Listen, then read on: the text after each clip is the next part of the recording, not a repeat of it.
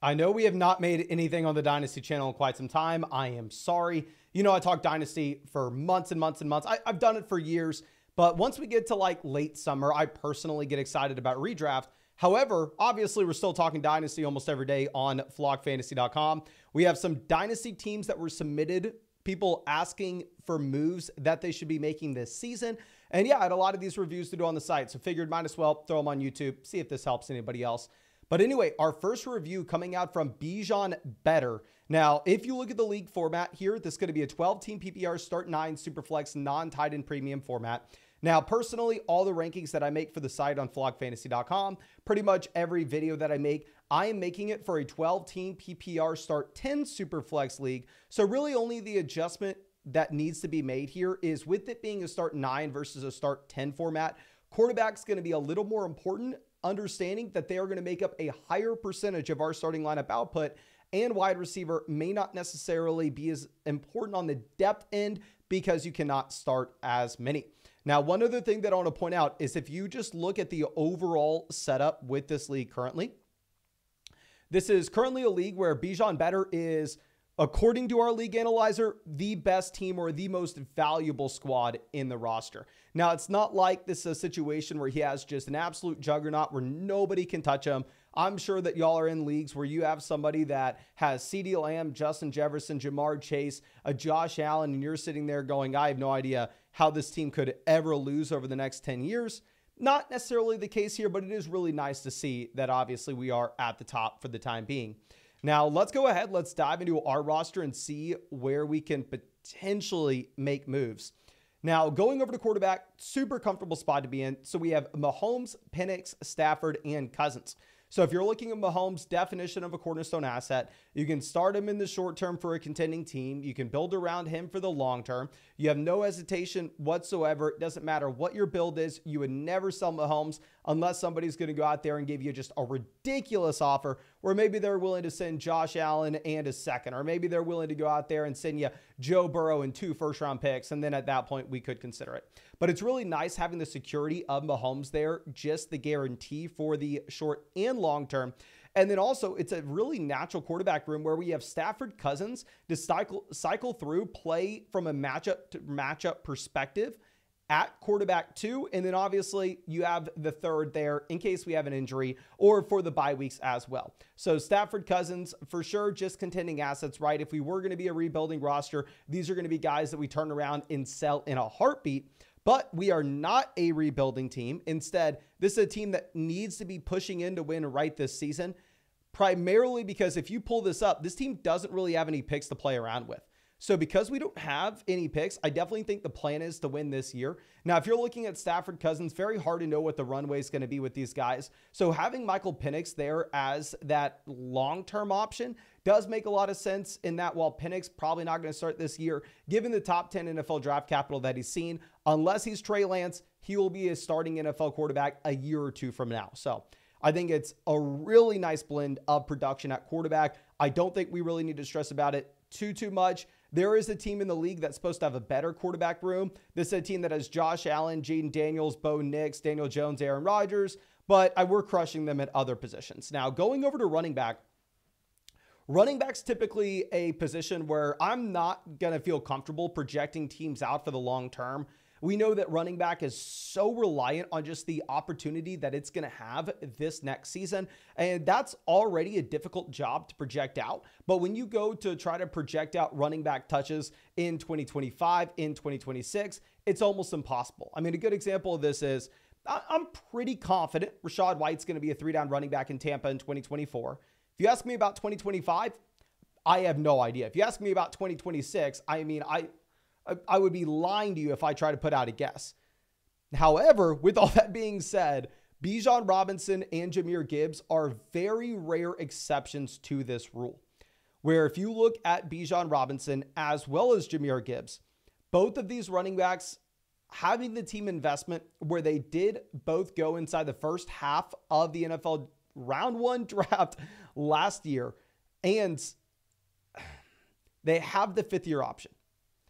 So with the team investment, with their youth, Bijan and Gibbs are literally 2 of the 3 guys that you can feel comfortable projecting not only in the short term, where in the short term, they should crush, they project out to be RB1s, but you can also project these guys out from a long-term perspective. So it's a very unique position we find ourselves at running back.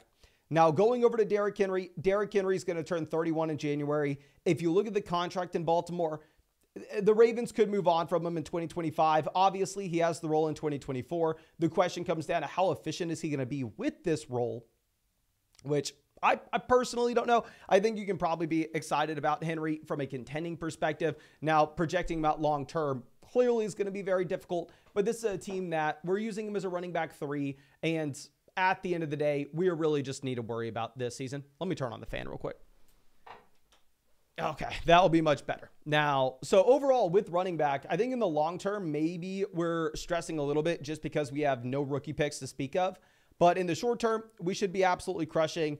Dowdle will probably be nothing a year from now. Henry will probably not be fantasy relevant a year from now. I know people are going to hate me for saying that, but I mean, we can currently plan for that to be the case.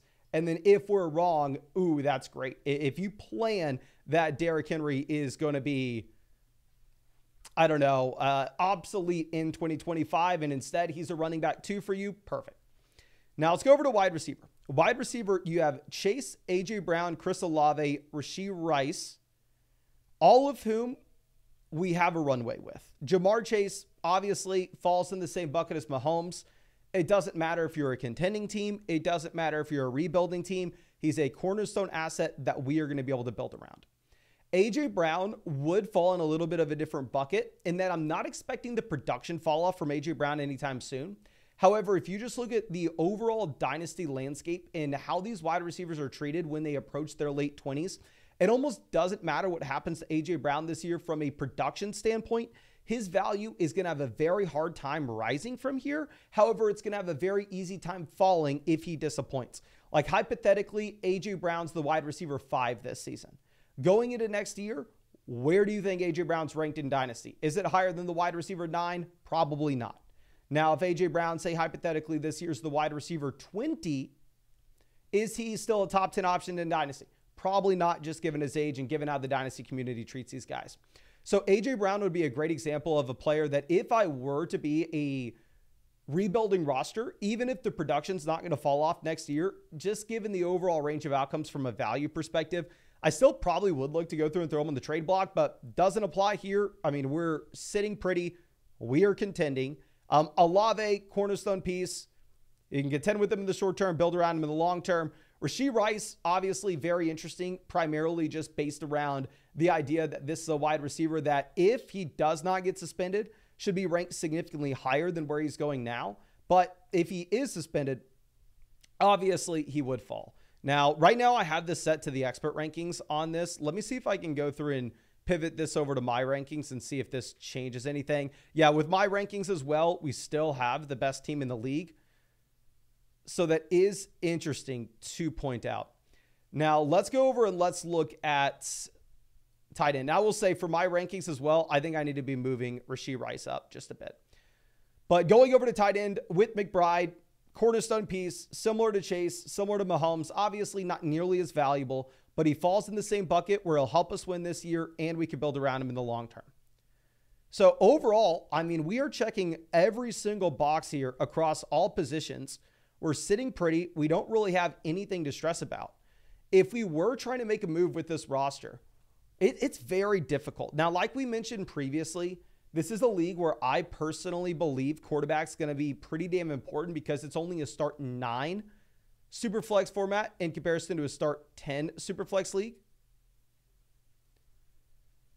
Now, going into the possibility of making a trade where we can upgrade from Stafford or Cousins, if this is a 6-point passing touchdown format, I don't want to do anything. I just want to sit on our hands. We're going to roll into the season with these guys.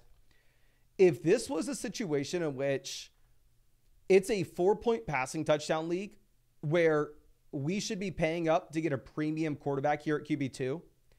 If you wanted to potentially see if we could sell, say, Jahmyr Gibbs and a quarterback like Matthew Stafford and see if we can pivot over to an elite quarterback that has rushing upside, such as Anthony Richardson, I think that could be a move specifically to try to optimize for this being a start 9 league instead of a start 10 league.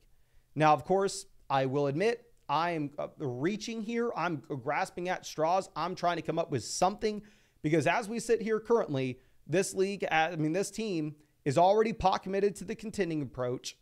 We have the second best quarterback room in the league, the best running back room in the league, the third best wide receiver room in the league, and the fourth best tight end room in the league. Arguably, honestly, probably a little bit better. I mean, who has a better tight end room than this? Ballers. Oh, I'm sorry.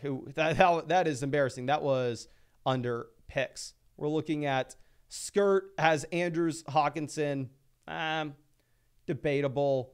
Balls Deep has Laporta. Yeah, I'd definitely rather have Laporta over McBride and Auden. But nonetheless, I mean, obviously, we're still extremely strong at tight end. We're still extremely strong across the board here. So really the only thing I could possibly say is pivoting over to a quarterback with rushing upside, if it's a 4-point passing touchdown format, maybe makes sense. But by no means is it something that we have to do. We already optimized. We're already pushed in to win this season. And I think you can just kind of chill for now. I mean, obviously, you've done a great job in this league, my friend. But thank you again for being a member of the flock, supporting the channel. Hopefully, I was somehow able to help you out here. But yeah, thank you for everything. Now, let me pull up the next team on my reviews page. And yeah, we have a couple of these to go through. I don't know how long we're going to be live, but we had a bunch of people submitting reviews. If you want to know how to submit your Dynasty team to me, a couple different ways you can do it. One, you can buy it directly on flockfantasy.com. I don't have any of the ads pulled up. It is what it is. I don't really care. Or actually, maybe we do. No, we don't. But anyway, yeah, if you go to flockfantasy.com and you go to the My Teams page, you can purchase a review. You can send it to me, the guys at Dynasty Domain, the guys at Fantasyland, the guys at Fantasy Stock Exchange, really whoever you want to. Or if you want to go check out all my Dynasty rankings, which I just updated today, both for a Superflex and one quarterback Dynasty League, that's on flockfantasy.com. And if you sign up for the annual Mother Flocker package with code FLOCK, you would get 30% off any subscription. Plus, I'll break down your Dynasty Fantasy Football team for you in a podcast or a live stream like this. And also, I'm actually about to drop our redraft draft guide probably tomorrow on flockfantasy.com as well. And obviously get everything under one subscription. You get all your other favorite creators' Dynasty rankings, not only mine. But let's go ahead and let's pull this team up for Mr. Mo. I believe Mr. Mo actually here bought a team review from us. So thank you for that, my friend. But anyway, we got a message with this. This is Rags to Richardson is the team name. We're going to use the expert values. But saying, what's up? Just finished the startup draft, and I'm pretty much in between contending and rebuilding. Was thinking about selling my older assets like Kelsey, Chubb, etc. during the season and enter a rebuild. My draft strategy was to basically go double quarterback with Richardson and Burrow, and after that, the best value available. Let me know what you think of the team in general and which direction we should go in. For contention, I'm clearly missing a stud receiver. Thanks in advance. So thank you so much for everything, my friend. And in terms of making any adjustments here based off the league settings, we don't really need to do anything. It's a 12-team PPR, start 10, Superflex, non-tight end premium. Like I said, this is pretty much the format that I make all the rankings on the site for. This is what I make all the videos for anyway.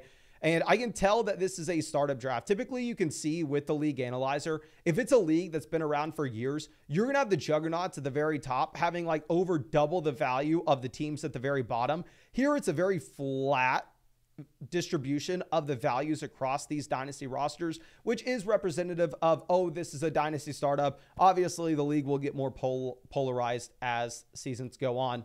But this is going to be the Rags to Richardson team. Now, going over to quarterback, we're in a phenomenal spot. We have Burrow, we have Richardson, we have Goff. It's not like any of these quarterbacks that should see a massive drop-off in value anytime soon. I mean, you are kind of chilling here if you wanted to just sit with this quarterback room. You don't really have to do much. Now, if you're going over and looking at what you have at running back, actually, let's talk about quarterback a little bit more. With Jared Goff, obviously, he's a much older option. And if you're looking at Goff going into his 30s at running back, wide receiver, tight end, I'd be screaming, run for the hills if you want to rebuild, sell, sell, sell. But the thing with Goff is right now, Vegas sportsbooks are currently projecting the Lions to be the second highest scoring offense in the NFL this season. You have the Jared Goff contract extension, which pretty much locks him into Detroit for years to come. So from a value perspective, I wouldn't really expect Jared Goff's value to be going anywhere. Now, if you were to sell him, The instance in which I'm doing so is if you are getting a very nice price point, you are being compensated well for it, and you think by selling Jared Goff, you put yourself in a better position to get a better rookie pick in 2025. Because one difficult thing is this quarterback room with Burrow, Richardson, Goff will be good enough to actually just win us a couple of games straight up this season. I mean, it will maybe bump us down from the 101 to the 103 if you were wanting to pivot over to a rebuild. So Goff falls in the bucket of, I would sell if we get a great price, but you don't need to sell just because it's old, because of the overall contract situation that he stepped into this past year. Now, going over to running back, this is an interesting spot. Obviously, Jahmyr Gibbs is a player. Like I said, he's one of the very rare guys in Dynasty where we can comfortably project his value for the long term. And by the long term, I mean next offseason. It's very difficult to know if anything's going to occur in Dynasty 2-3 years from now. But anyway, I'm pretty damn confident Jahmyr Gibbs is going to be a solid running back in Dynasty in 2025, in 2026. Now, with that being said, you find yourself in a position where could Gibbs see his value increase much more than it is currently?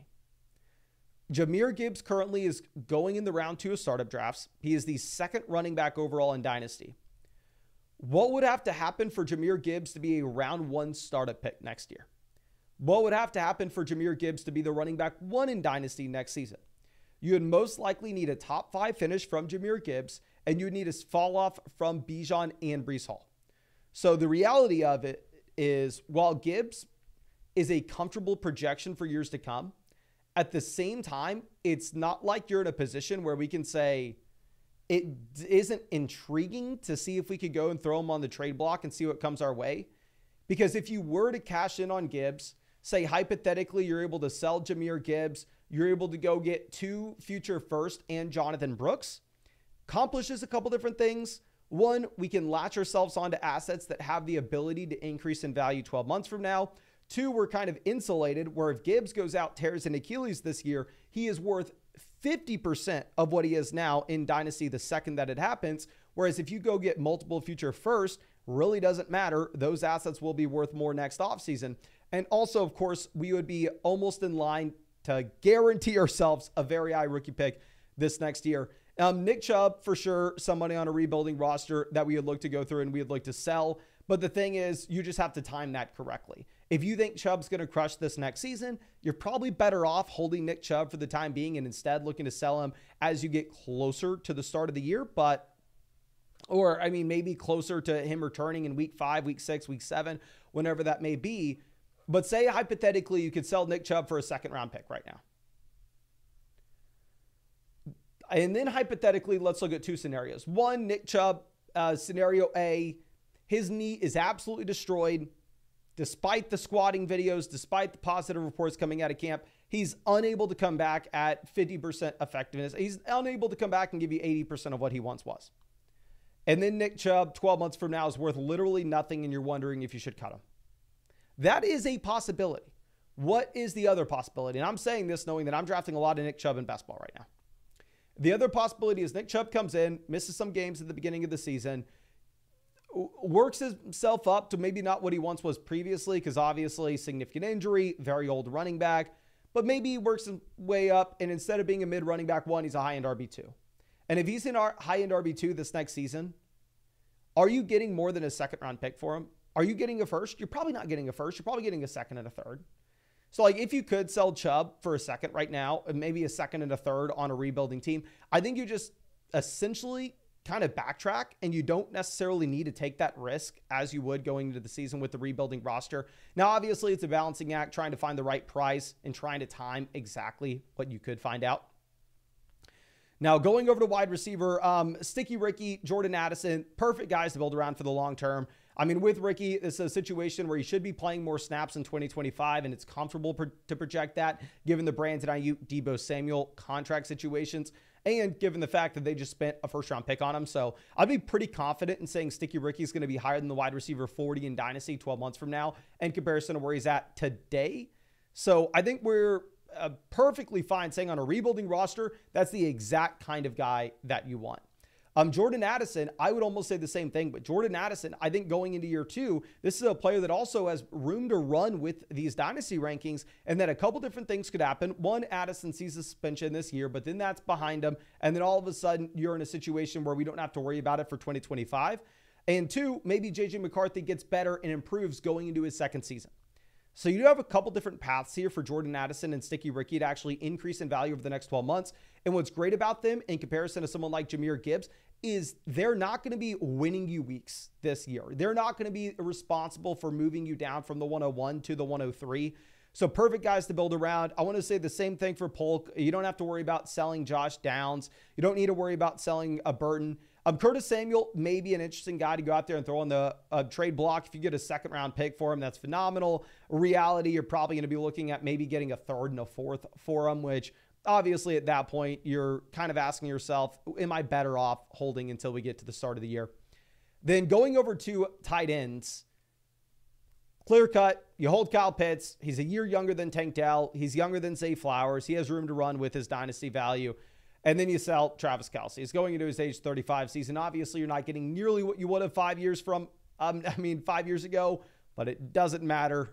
You're kind of stuck with how it is. But anyway, all in all, if we were looking at this team, I think we talked sufficiently about what we would do to take steps to turn this into a rebuilding roster from here. I think to plan for this to be a contending team, we would need a couple different things to happen first. One, we would need confirmation that Jordan Addison is not getting suspended this season. 2, we would need Nick Chubb to be ready to go at the beginning of the year. If those 2 things happen and maybe a Brandon Ayuk trade does occur, I could see this team where it looks like right now it is so far away from contending, all of a sudden surprise to the upside, and it's a roster you're able to contend with this season. So if you wanted to hold off and maybe not pivoting to a rebuild right now, and instead wait until you get more Nick Chubb news, instead wait till you get more Jordan Addison news, more news regarding Brandon Ayuk, you can definitely do that. But from as it stands this second, I think trying to make trades to turn this into a contending team would be an uphill battle where you'd be mortgaging your future in the form of trading away future draft picks, where I'd much prefer not doing that until we get confirmation that maybe Sticky Ricky's viable this year, Addison has no suspension, and Nick Chubb's good to go. But I'm not planning on contending until we get at least 2 or 3 of those. But I think that's all I have for you. Again, thank you, my friend, for being a member of the flock, supporting the channel. I hope that I was able to help you out here. Hope you're able to get something from this. And yeah, thank you for everything. And you know what? Funny enough, I was actually planning on ripping about 5 of these. I'm getting a Discord call. I forgot that I scheduled a call with the flockfantasy.com developers. So I'm going to have to bounce from this. Of course, flockfantasy.com, if you want my updated Dynasty rankings, just put those out. Putting the redraft guide out in 2 days. And if you use code FLOCK, annual sub, I'll break down your Dynasty team for free. You can always purchase Dynasty team reviews as well over there on flockfantasy.com. Have a bunch of really cool stuff coming soon. So I got to go talk to the developers about it. But appreciate you. Hope you have a great one. And yeah, I'll be streaming on the main channel with our underdog draft tonight.